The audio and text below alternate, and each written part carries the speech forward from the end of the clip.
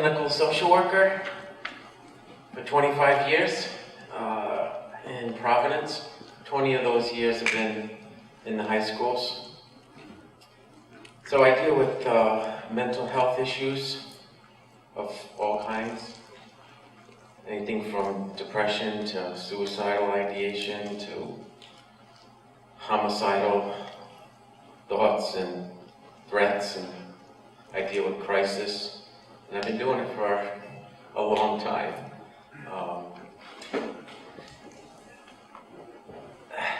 It's sad, it's hard to see the pain that these kids are in on a daily basis. There's a lot of loss. Most of the kids that I deal with don't have fathers that are present in their lives.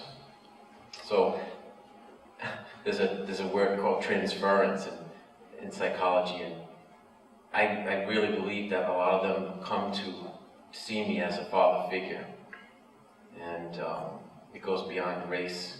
Race has nothing to do with it. They're so needy. You know, I deal mostly with boys, but they're just really needy kids, and their development is arrested, no doubt.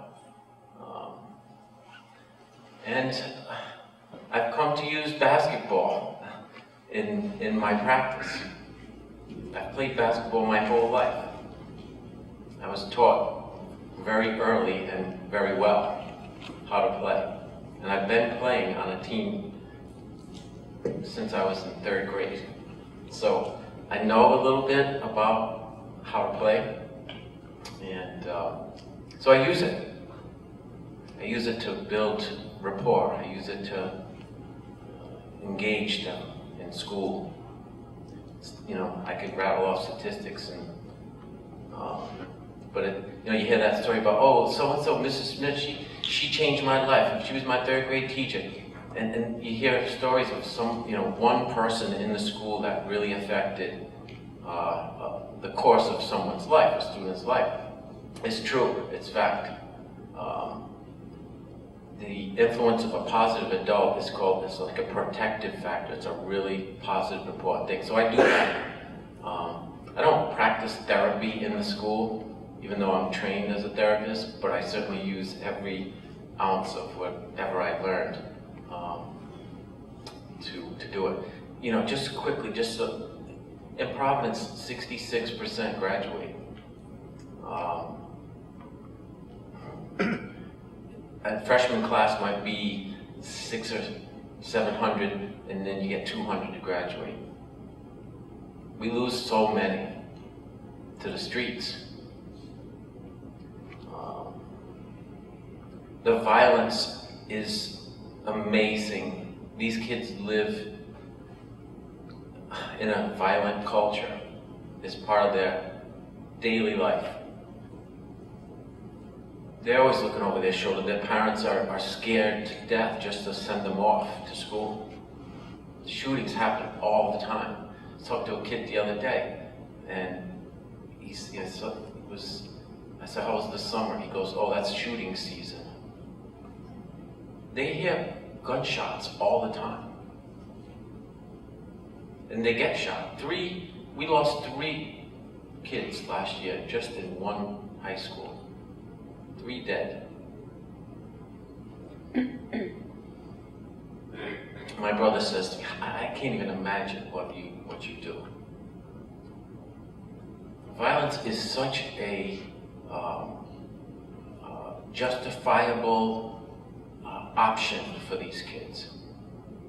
It's the problem solver. It's the go-to response.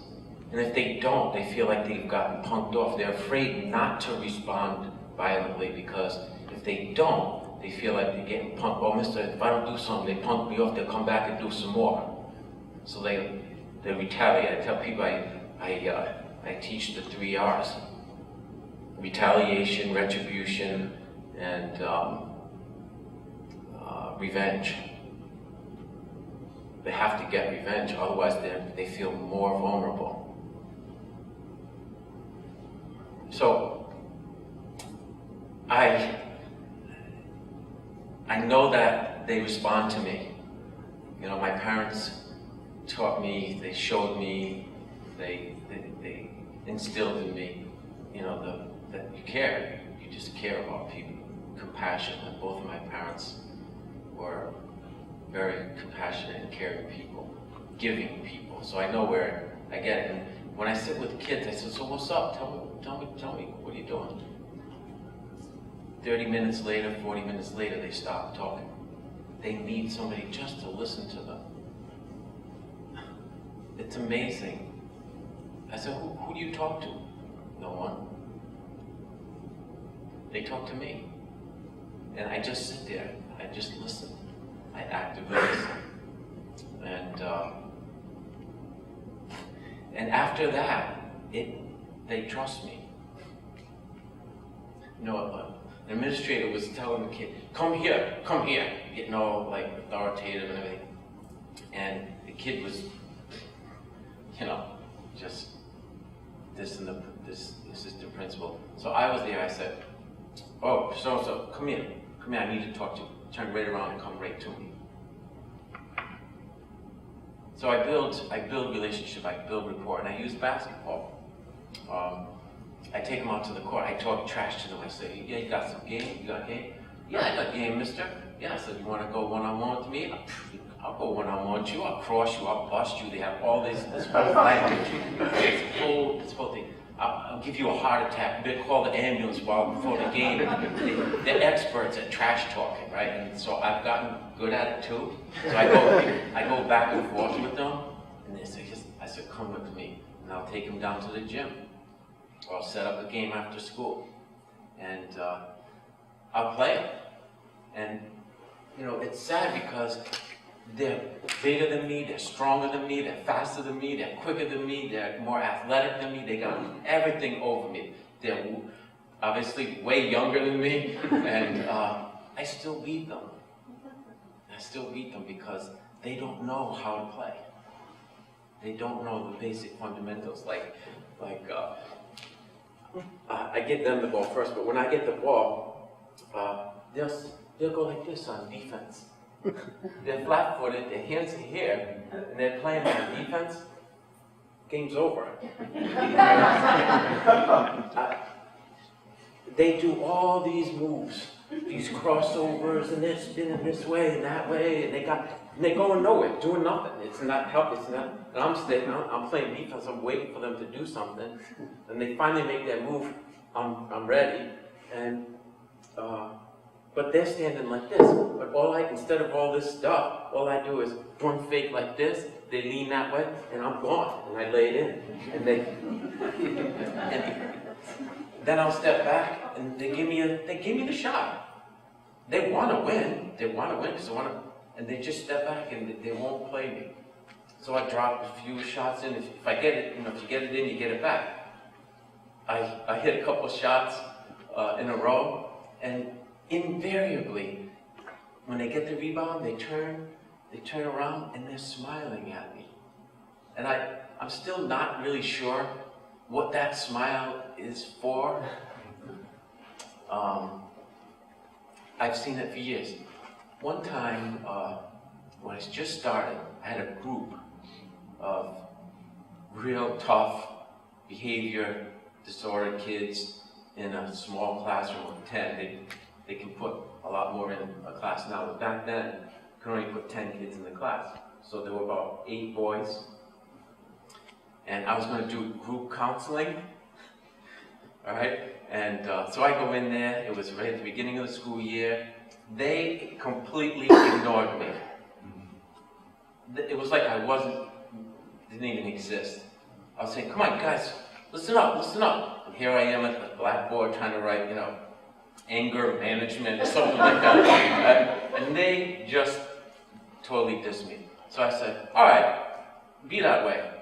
I said, here's the deal. We go to the gym. I play every one of you one-on-one. Game to 5. If I win, then I won't come back. I took a gamble. And So the kid comes up, one of them comes up, oh, I'm gonna bust you, and he comes right up to my face, right? He's right here. I'm gonna bust you, I'm gonna bust you. He's going like this, right in front of my face. I said, okay. So now the teacher's there, right? An African-American guy who passed away, and I just loved him to death. And so he goes, all right, he didn't know me. So we took all 8 of them, I lined them up. And the kid with the fist, I put him at the end. I said, okay, one at a time. And like I said, they didn't know, no one ever taught them basketball. So I beat the first kid, beat the second kid, and most of them were easy. A couple of them I had to really work hard to beat. But one after the other, I said, okay, next you come up, and next you come up. And the kid at the end, who was giving me the fist, he was so quiet. He didn't say a word. He was like stunned, and he went down too. You know? So, but everything they did right, every hustle move, everything they did right, I complimented them. I engaged them. I said, that's good. You got it right. Yeah, that's a good jumper. You know, you can get better. And encourage. I use a strength-based approach to all my practice. I always look for the strength that they have, and every one of them has something going for them. Every single kid. If you look hard enough, you can find it. If you listen well enough, you can hear it, see it. So that's how I operate, and I do that on the court. So those kids, after that, I was Mr. He gave me such respect for the rest of the year. And that teacher stayed with me that whole time. He didn't have to stay in the group, but he did, and we got to be friends.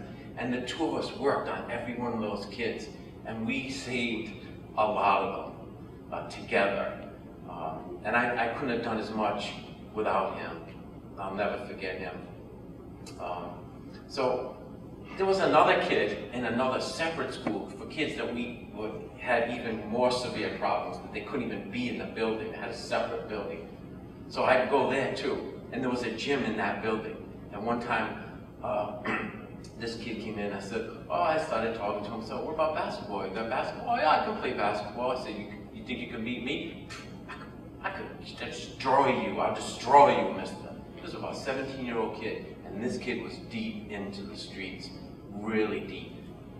I mean, the stuff that he was doing was just so dangerous. I mean, guns and weapons and drugs and selling things that, you know. So he's got, I had my shoes on. He had Dickies like work boots, because clothes are part of this whole like gang structure. I mean, there's gangs, MS-13, Crips, Bloods, they're there, but there's street gangs too. There's sets and crews and smaller gangs and neighborhood gangs, and they jump each other, and they have this whole thing. And you can wear a certain shoelace, and that shoelace, the way you wear it, will depict or show who you're repping. Okay? So anyway, he was indignant that I was going to. I said, I could beat you. You old man, you can't beat me. And he was adamant. Let's go right now. So we go out there, we start playing. I see him, he takes a shot. As soon as he shot the ball, I knew he had no skills, but he just was not gonna be denied. So we start playing. He's hustling like crazy. He's shooting, missing, following a shot, going for his rebound. He's like giving everything he can, and I'm just sitting there draining threes from the top. And he's trying to guard me, and he can't. And he's getting more and more frustrated, but more and more determined. So it's like, 8-5 or something, and he goes, wait a minute. He goes out of the gym. He leaves, and there was like a little yard in the back, and a couple of minutes go by. I go out and check on him. He's throwing up in the grass, right? And he comes back in. Let's go. Let's go. I said, wow, you have such determination. You are so motivated to win. Can you imagine the motivation if you applied yourself to school? I said, so afterwards, we dapped up, shake hands, everything, right? And I said, come here. Now I can talk to him. Now he's going to listen to me. Now I could ask him, come here. I grabbed the book. I said, read. He starts reading as well as my kids read. I said, keep going. I said, tell me what you know. He starts telling me about Fidel Castro, Cuba. I worked with that kid. He finished, he got his credits, and he applied to CCRI. He got into CCRI. I could tell you story after story of success and failure. Some I get, some people ask me, how many do you really reach? How many do you think you get through to? I can't do it alone. No one person could do it. But if I set up the right thing and I get the right people involved, there's a shot. Maybe 1 out of 4 of the hardcore kids.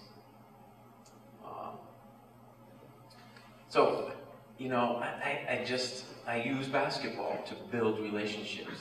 I use basketball to get at their strengths. I use basketball to get respect, to get trust. And then they come in and they tell me their stories. They tell me their stories and they're so full of pain and they're so angry. And I wonder, what's the relationship between the level of violence that's out there and the level of pain that these kids feel? It's not that I give them excuses, because I don't, because that's not good. I don't feel bad for them, so I let them slide and they get away. No, I hold them accountable. They have to be responsible, even though their pain is so deep and their hurt is so intense. Some kids internalize that pain, that loss, and it's mostly loss. I said, well, what's up with your dad? I don't have a dad. And I hear the pain right then and there. But the boys externalize it. They become bitter. They become angry. They become hostile and aggressive, especially to male authority figures. So there's a transference that goes on, and for all these years, I've done my best, and I can truly say that every day I've done the best I could, and I'm so satisfied.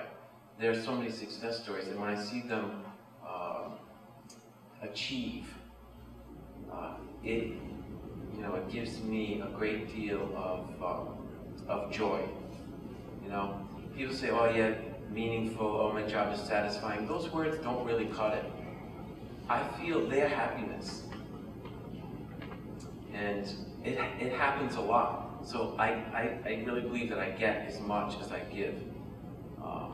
I could go on and tell stories, but I thank my parents, because I think it all started with them. So thank you very much.